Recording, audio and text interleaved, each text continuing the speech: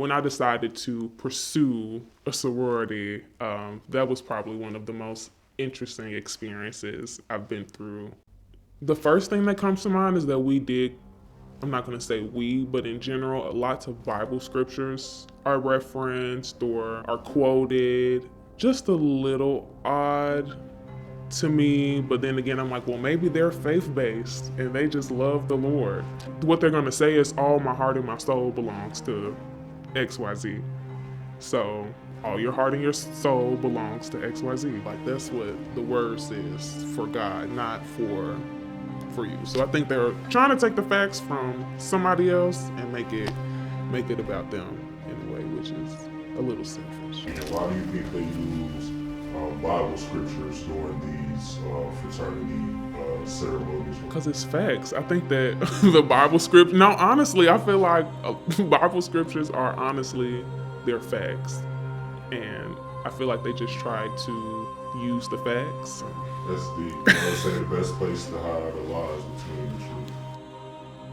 Well, I guess you gotta know the rules to break them. Oh. For someone who isn't mature enough to comprehend it, instead of probably going to God to pray, they probably go to their line sister or their prophyte or something else in that nature regarding the organization. Sometimes, I don't know if you notice, when somebody pledges and they finally cross, they'll delete all their pictures on Instagram, and then their picture of them in their sorority paraphernalia is their only picture on their page. So it's like you start over again, when ideally it's just supposed to be in addition to who you already are.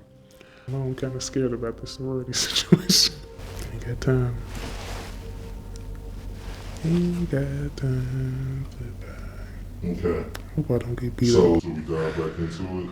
I don't know. I'm scared. Let me ask you this. What is the most offsetting thing that you experienced with fraternities? Something that troubled your spirit?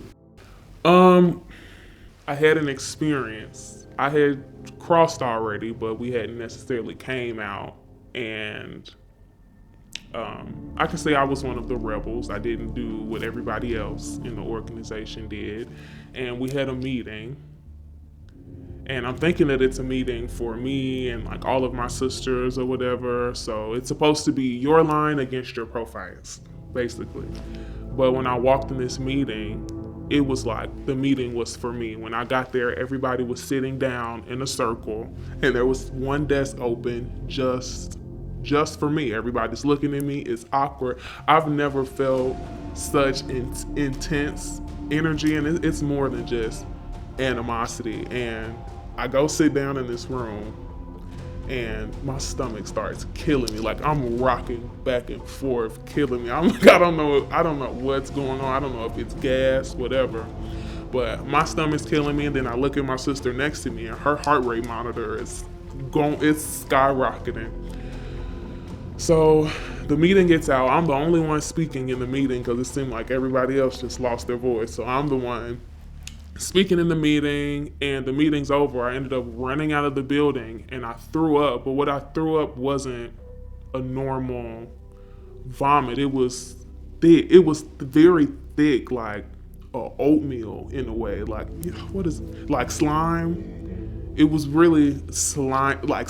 I feel like I was throwing up spirits, like evil spirits. But that was probably one of the most demonic experiences, or the most awkward experience that I had. Looking back, what advice would you give a parent who is raising a Christian child that is in a school system? Just pray for your child, especially once they're older, going to college. They're not always going to take everything that you say. The things that you say to them are probably going through one ear and out the other, but regardless if it's a public school, Christian school, college, just always keep your child covered in prayer, and they will be just fine.